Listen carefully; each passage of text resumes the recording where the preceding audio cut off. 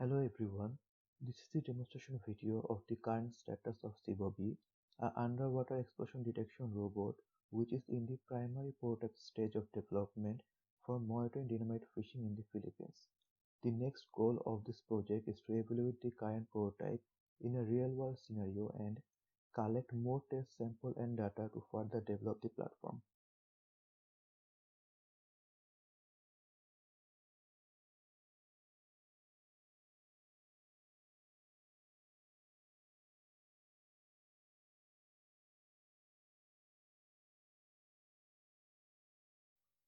Normally, dynamite fishing is being practiced in the early morning near the coral reef, mostly to avoid the local authority.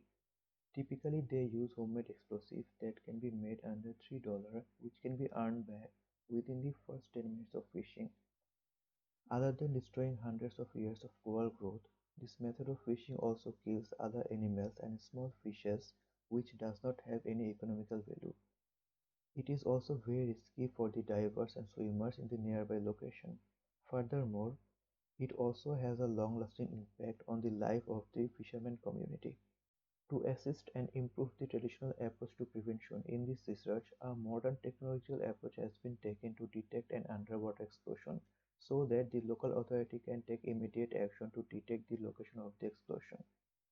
Based on this idea, the concept of CBobby was born, and the following features were planned to be added to the device. As for the particular properties of an explosion, four features of dynamite fishing activity were chosen to be monitored as part of the hypothesis.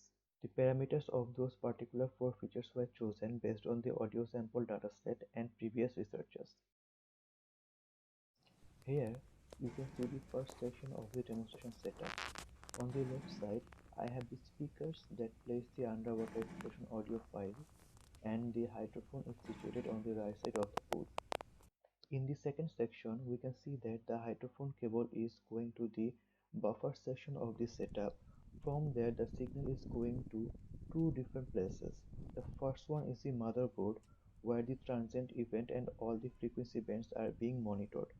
The output signal of the buffer section also goes to an audio recorder that will later be used to verify the data of the data logger in the actual field test.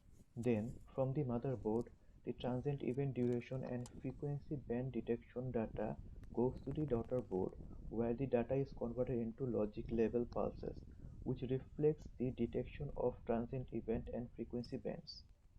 Then those data are sent to the data logger, where all those data are stored in a microSD card with respect to the GPS timestamp. In the final device, the data logger and the recorder may not be included. Those are mainly here to verify the performance of CBobby. All the frequency band detection and transient event detection data is plotted against the GPS timestamp in MATLAB. As you can see from this 7th plot, the audio file of explosion sound was played at a particular interval, and that is captured here as a transient event detection, and for each transient event, here we can see that it has also detected all the frequency bands. Here are some test results with different type of natural and man-made acoustic events. Here you can see in most of the cases the device did not detect any transient event and has not detected most of the frequency bands. And in some cases, even though it has detected the transient events, the length was longer than our expected explosion duration. But in the case of torpedo, pile driving hammer, and lightning, the features are quite similar to an explosion. In the current stage, as the device includes many prototyping and test features, it is difficult to determine the final cost because many items may change at the end. But if a cheaper hydrophone can be considered for the device, then the final cost of the bulk production may come close to €30 for each device.